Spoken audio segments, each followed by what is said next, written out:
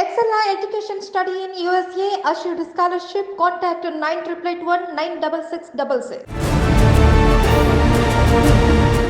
Welcome to I dream.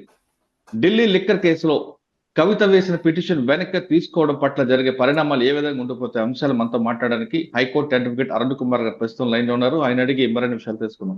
Sir నమస్తే అండి. నమస్తే అండి. సార్ యాక్చువల్ గా ఇవాళ సుప్రీంకోర్టులో పిటిషన్ ఉంది. ఈ పిటిషన్ విచారణ రాకముందే అరెస్ట్ చేయడం తప్పు పడుతున్న కవిత అడ్వకేట్స్ ఈ రోజు సుప్రీంకోర్టుకు వెళ్ళి ఆ పిటిషన్ వెనక్కి తీసుకోవడం వెనక ఏమైనా కొత్తగా ఉద్దేశం ఉందా, లేదా ఆల్రెడీ అరెస్ట్ చేశారు కాబట్టి ఇంక దీనిపై విచారణ ఎందుకంటూ వెనక్కి తీసుకున్నారు? 15th రోజే మాట్లాడుకున్నాం. 19వ తారీఖు నాడు ఏం జరుగుతుంది అని మీరు అడిగినప్పుడు నేను చెప్పినాను అది డిస్మిస్ అవుతుంది, కాలదోషం పట్టింది, ఇన్ఫ్రక్షన్స్ అని చెప్పడం జరిగింది. ఇన్ఫ్రక్షన్స్ అంటే విచారణార్హత లేనిదని అర్థం. ఓకే. ఆమె గత 27 మార్చి 2023 రోజు సుప్రీంకోర్టును ఆశ్రయించడం జరిగింది. నన్ను వేధిస్తున్నారు ఈడీ అధికారులు, ఎన్ఫోర్స్మెంట్ డైరెక్టరేట్ సమన్ల మీద సమన్లు జారీ చేస్తున్నారని చెప్పడం జరిగింది.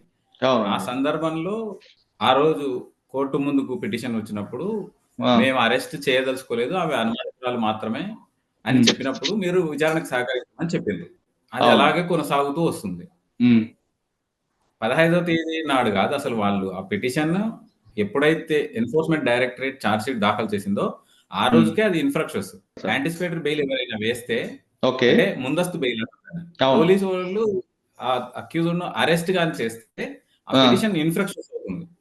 అనుమానితురాలుగా ఉన్నప్పుడు దాఖలు చేసిన పిటిషన్ అలాగే కొనసాగుతూ వస్తుంది. అక్టోబర్ లో పై ఛార్జ్ షీట్ దాఖలు చేయడం జరిగింది. ఛార్జ్ షీట్ దాఖలు చేసినప్పుడు ఆమె అక్యూజ్డ్ అవుతుంది. అక్యూజ్డ్ గా ఆ పిటిషన్ కి సంబంధం లేదు, అంటే కొనసాగిపోయింది, కేసు ముందుకు వెళ్ళింది, ఆమెను అక్యూజ్డ్ గా చూపించడం జరిగింది. అటువంటప్పుడు ఇంకా దేర్ ఇస్ ద మ్యాటర్, ఆ పిటిషన్ కి విచారణార్హతనే లేనప్పుడు దాన్ని చూపించే ప్రయత్నం చేసిండ్రు. అందుకే ఈడీ అధికారులు కేటీఆర్ మరియు మంది మాగదులు ఎవరైతే వచ్చిండ్రో అడ్డుకునే ప్రయత్నం చేశారో వాళ్ళు కేరే చేయలేదు. అసలు అది ఆ పిటిషన్ కి విలువ లేదనేది లీగల్ నాలెడ్జ్ ఉన్న ప్రతి ఒక్కరికి తెలుసు. ఆ రోజు కూడా నేను ఒక మాట మాట్లాడడం జరిగింది. ఈ discharge duty as information technology but not law and justice అనే మాట మీ ముందు మాట్లాడడం జరిగింది. అంటే ఆయనకు కోర్టు అంటే ఆయనకు తెలియనట్టుంది, కోర్టు పిటిషన్ల గురించి ఆయన రెచ్చిపోవడం జరిగింది. కానీ అక్కడ జరిగేది అధికారులకు తెలుసు. వాళ్ళు కొన్ని వేల, ఒక సంవత్సరంలో 5,000 ఈడీ కేసులు దాఖలైతాయి. అంటే ఎంతమందితో ఇట్లాంటి వ్యక్తులతో వాళ్ళు అటకాగుతారు అనేది అందరికి తెలిసిన విషయమే. వీళ్ళు ఏదో ఓవర్ యాక్షన్ చేసుకుంటారు. సార్ కేటీఆర్ కి తెలియకపోవడం అంటే ఒక సంబంధిస్తుంది, కానీ కేటీఆర్ చుట్టూ లీగల్ టీమ్ ఒకటి ఉంది కదా, వాళ్ళైనా ఐడెంటిఫై చేసి చెప్పాలి కదా.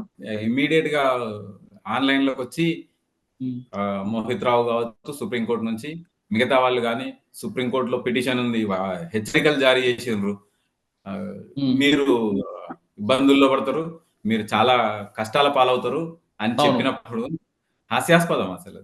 ఇంకా కొంతమంది సీనియర్ న్యాయవాదులు కూడా ఏం చెప్పిండ్రంటే సుప్రీంకోర్టులో పిటిషన్ పెండింగ్ ఉంది, ఈడీ అధికారులకు కష్టాలు తప్పవు అని కూడా కొంతమంది చెప్పడం జరిగింది. కానీ ఆ రోజు నేను స్పష్టంగా చెప్పిన, ఇన్ఫ్రాక్షన్స్ అది ఎంత మాత్రం చెల్లనేరదు, ఉపయోగం లేని కేసు అది. మళ్ళీ ఇప్పుడు ఈ రోజు వేస్తూ కూడా కేసు ఏం చేసిండ్రు, దాన్ని ఛాలెంజ్ చేయడం జరిగింది. రిమాండ్ ఛాలెంజ్ చేసేది బాగుండేది. రిమాండ్ ఛాలెంజ్ చేస్తూ పాత కేసును తిరగదోడుకున్నారు వాళ్ళంతలకు వాళ్ళే. పాత కేసును వాళ్ళే ఈ రోజు విత్డ్రా చేసుకుంటే వాళ్ళ పిటిషన్ కి విలువ లేకుండా పోయింది, రెండో పిటిషన్ కి. అంటే పాత పిటిషన్ అనే మాట అందులో ఉంటది, పాత పిటిషన్ డిస్మిస్ అయింది కాబట్టి కొత్త పిటిషన్ అనేది కాంప్రిహెన్సివ్ గా ఉండదు. అక్కడ ఈ లీగల్ గా ఛాలెంజ్ చేయాలి అనుకుంటే అది మళ్ళీ చీఫ్ జస్టిస్ ముందుకు వెళ్తుంది. అది ఎప్పటికో తెల్లారేది. ఇంకా 3 రోజులు మాత్రమే వర్కింగ్ డేస్ ఉన్నాయి, మరొక వారం పాటు ఫుల్లీ హాలిడేస్ ఉంటాయి సుప్రీంకోర్టుకి. అంటే 10 రోజుల వరకు మళ్ళీ ఏమీ జరిగే అవకాశాలు లేవు. నేను మొన్ననే చెప్పాను, 7 రోజులు పూర్తయిన తర్వాత మరో 7 రోజులు 5 రోజులు కస్టడీకి అడుగుతారు, తర్వాత సిబిఐ కావచ్చు. ఇలాగే ఈమెకు వీళ్ళు ప్లాన్ చేసుకునేదన్న మాట కూడా నేను చెప్పడం జరిగింది. ఈ అరెస్ట్ అనేది స్వతహాగా ఒక గేమ్ ఆడి సింపతి గెయిన్ చేసుకోవడానికి ఎలక్షన్ల ముందరో బీఆర్ఎస్ పార్టీ ఆడిన నాటకం లాగానే నాకు కనిపిస్తుంది అని స్పష్టంగా చెప్పడం జరిగింది. ఎందుకంటే ఈమె ఢిల్లీ వెళ్లే లోపలనే ఉదయం 10:30 లోపలనే అరవింద్ కేజ్రీవాల్ రావడం, యాంటిసిపేటరీ బెయిల్ లో షూరిటీలు సమర్పించడం, వెళ్ళిపోవడం, ఇవన్నీ కాకతాళీయం కాదు, నాటకీయంగా కనిపిస్తున్నాయి. అంటే కేసు స్టార్ట్ అయిపోయింది, మీకు బెయిల్ తొందరగా రావాలని ప్రెషర్ ఆయన మీద పెట్టడంతో ఆయన విధిలేని పరిస్థితుల్లో యాంటిసిపేటరీకి అప్లై చేసుకున్నారు. ఇక ఈ ఎపిసోడ్ అంతా వీళ్ళు డిజైన్ చేసుకున్నట్టే కనిపిస్తుంది. అరవింద్ గారు తీసుకున్న బెయిల్ 174 లో కాబట్టి అది ఈజీగా బెయిల్ వస్తుంది. సమ్మన్స్ తీసుకోలేదు కాబట్టి. కానీ మెయిన్ కేసులో కాదు కదా. ఆయన మీద కూడా చార్జ్ షీట్ ఉంది సార్. ఆయన మీద కూడా చార్జ్ షీట్ ఉంది. అవును, ఆయనతో కలిసే ఆయన head of the institution, Delhi కరెక్టే. Chief minister. అవును. యాంటిసిపేటరీ బెయిల్ ఆయన తీసుకుంది, యాంటిసిపేటరీ బెయిల్ ముందస్తుగానే తీసుకున్నారు. అంటే వీళ్ళ ఒక పద్ధతి ప్రకారం, ప్లాన్ ప్రకారమే ప్లాన్ వేసుకొని వచ్చిండ్రు. ఆ కేసులో ప్రణీత్ రావు అరెస్ట్ కావడం వీళ్ళకి ఆశనిపాతమైంది. అంటే day to day information, phone to phone information వీళ్ళకి ఇచ్చేవాళ్ళు లేకపోవడంతో వీళ్ళు అనుకున్నది కుదరలేదు.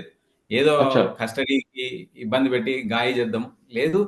ఇంత స్మూత్ గా ఇష్యూ వెళ్ళిపోయిందంటే ఫ్లైట్ కూడా ఆమె ఎక్కి వెళ్ళిపోవడం ఇవన్నీ చూస్తుంటే తద్వారా అరెస్ట్ ద్వారా బీఆర్ఎస్ ఏదో లబ్ధి పొందే ప్రయత్నం చేయాలని ఆ సింపతి అందరూ అన్నారు. బీజేపీ రాజకీయంగా కావాలని బీజేపీ బీఆర్ఎస్ రెండు ఒకటి కాబట్టి ఆమెను అరెస్ట్ చేయలేదు.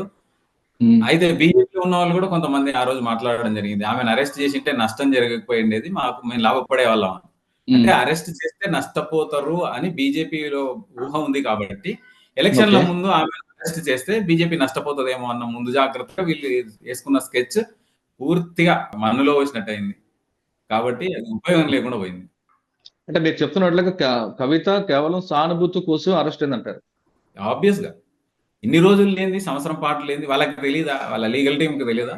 Advocate general, additional advocate general, additional పీపీలు, జీపీలు ఇంతమంది ఉన్న టీంలో ఈ మాత్రం లీగల్ నాలెడ్జ్ ఉండదని అనుకోవడం భ్రమ. అంటే వీళ్ళు టైమ్లీ యాక్ట్ చేస్తారు అంతే. సార్, ఇప్పుడు తర్వాత జరిగే పరిణామాలు ఏ విధంగా ఉంటాయండి? ఈ పిటిషన్ తీసుకున్నారు, మీరు అన్నట్లుగా 23వ తారీఖు వరకు కస్టడీ ఉంది. 23 తర్వాత మళ్ళీ కస్టడీ కావాలంటారు. ఒకవేళ ఇవ్వకపోతే జైలుకి పంపిస్తారు, అంతే కదండి? అంతే, జైలే. ఇది కూడా part of custody, judicial custody. కానీ ఇది జైలు అంటే సాయంత్రం 6 నుంచి 7 తర్వాత కుటుంబ సభ్యులు కలుస్తున్నారు కదా, అక్కడ జైలుకి వెళ్తే కలవడం ఉండదు కదా. ఇది జుడిషియల్ కస్టడీలో భాగంగానే కొనసాగుతుంది. 5 రోజులు వీళ్ళకి కస్టడీకి ఇచ్చినా కూడా దీన్ని కన్సిడర్ చేస్తారు, జుడిషియల్ కస్టడీ కింద కన్సిడర్ చేస్తారు. అవును, కానీ ఒకవేళ కస్టడీకి ఇచ్చారనుకోండి మరొక 5 రోజులు, అప్పుడు కూడా ఈడీ ఆఫీసులు ఉంటారు. ఒకవేళ ఇవ్వరు అంటే జైలు పంపిస్తారు. తిహార్ జైల్లో. సార్, తిహార్ జైలుకి వెళ్ళిన తర్వాత సిబిఐ కస్టడీకి అడుగుతుందా? ఆల్రెడీ ఇంటికి వచ్చి కూడా ఎంక్వైరీ చేయడం జరిగింది, మీకు గుర్తునే ఉంటుంది. సిబిఐ కూడా అంటే సిబిఐ వేసిన సప్లిమెంటరీ చార్జ్ షీట్ లో ఈమెకి ఎక్యూజ్ గా చూపించారు, గతంలో విట్నెస్ పెట్టారు. ఇప్పుడు ఈ కేసులో కూడా సిబిఐ అరెస్ట్ చూపిస్తుందా? ఆబ్వియస్ గా అవకాశం దొరికినప్పుడు ఎవరు వదిలిపెట్టరు. ఇన్వెస్టిగేషన్ ఏజెన్సీ మళ్ళీ హైదరాబాద్ కు వచ్చి ట్రాన్సిట్ వారెంట్లు, రిమాండ్లు ఇవన్నీ చూపించేదానికంటే అందుబాటులో ఉన్న అక్యూజ్లను ఖచ్చితంగా ఎవరైనా సరే కస్టడీలోకి తీసుకునే అవకాశం అయితే ఖచ్చితంగా ఉంటుంది. అంటే ఈడీ కేసులో ఒకవేళ బెయిల్ వచ్చినా సిబిఐ కేసు మాత్రం వెంటాడుతుంటుంది. ఇప్పుడు ఉన్న కేసులన్నింటిలో బెయిల్ రావాల్సి వస్తుంది బయటికి రావాలంటే. ఢిల్లీ వేదికగా, మరి ఢిల్లీ వేదికగా ఇంకెక్కడైనా ఫోన్ ట్యాపింగ్ మీద మళ్ళీ వీళ్ళది ఇన్వాల్వ్మెంట్ ఉందని చెప్పి ఇంకే రాష్ట్రంలో, మహారాష్ట్రలో కావచ్చు ఎక్కడైనా ఏమైనా ఉంటే కూడా వాళ్ళు కూడా ఎగ్జిక్యూట్ చేసుకునే అవకాశాలు ఉంటాయి గతంలో వీళ్ళు ఏమైనా చేసి ఉంటే. ఓకే, ఇప్పుడు ఢిల్లీకి ఇప్పుడు కవిత కేసులో ఎప్పటిలో బెయిల్ వచ్చే అవకాశం ఉంటుంది?